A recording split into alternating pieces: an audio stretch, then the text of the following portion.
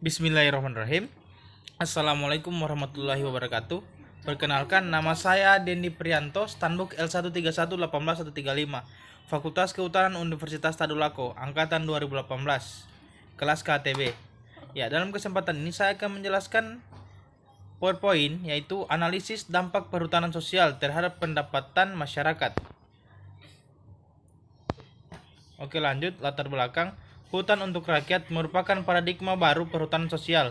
Intinya hutan bukan hanya untuk pengusaha atau usaha besar, tapi rakyat kecil dan usaha kecil, yaitu mikro, dalam kurung UKM. Di seputar hutan perlu mendapatkan jaminan izin atau hak untuk menanam kopi, jagung, dan lain-lain, maupun air minum dan penghidupan yang layak. Peraturan Menteri Permen LHK nomor P83 Men LHK Sekjen Kum 1/10 tahun 2016 mengatur dan menjelaskan apa dan bagaimana perhutanan sosial. Outline. Ya, di sini ada macam-macam outline, yaitu definisi perhutanan sosial, dampak perhutanan sosial terhadap pendapatan, dampak perhutanan sosial terhadap produksi, faktor-faktor penentu pendapatan. Oke, lanjut. Definisi perhutanan sosial. Perhutanan sosial adalah sistem pengolahan hutan lestari yang dilaksanakan dalam kawasan hutan negara atau hutan hak, hutan adat yang dilaksanakan oleh masyarakat setempat atau masyarakat hukum adat sebagai pelaku utama meningkatkan kesejahteraannya, keseimbangan lingkungan dan dinamika sosial budaya dalam bentuk hutan desa, hutan kemasyarakatan, hutan tanaman rakyat, hutan adat, dan kemitraan hutan. Dampak perhutanan sosial terhadap produksi. Dengan adanya HKM ternyata berdampak terhadap peningkatan produksi sebanyak 56,5%. Responden menyatakan bahwa produksi tanaman mereka semakin meningkat setelah mereka menerima izin usaha pengolahan HKM. Peningkatan ini terjadi dikarenakan mereka lebih bersemangat untuk menggarap ladang HKM mereka.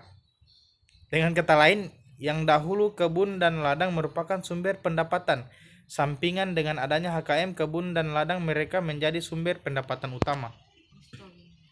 Dampak perhutanan sosial terhadap pendapatan. Peningkatan dalam produksi petani akan berdampak terhadap pendapatan yang diterima. Tentu saja ini tergantung kepada fluktuasi harga komoditas yang diproduksi dan dijual ke pasar. Peningkatan produksi petani HKM ternyata memberikan dampak yang positif terhadap peningkatan pendapatan petani.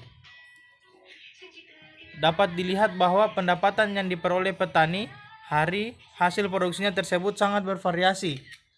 Pendapatan petani sebagian besar berada pada interval sekitar 1-20 juta per tahun, yaitu sebesar 53,5%. Kemudian 25% berada pada interval pendapatan 20-40 juta per tahun, serta 5,5% berada pada interval pendapatan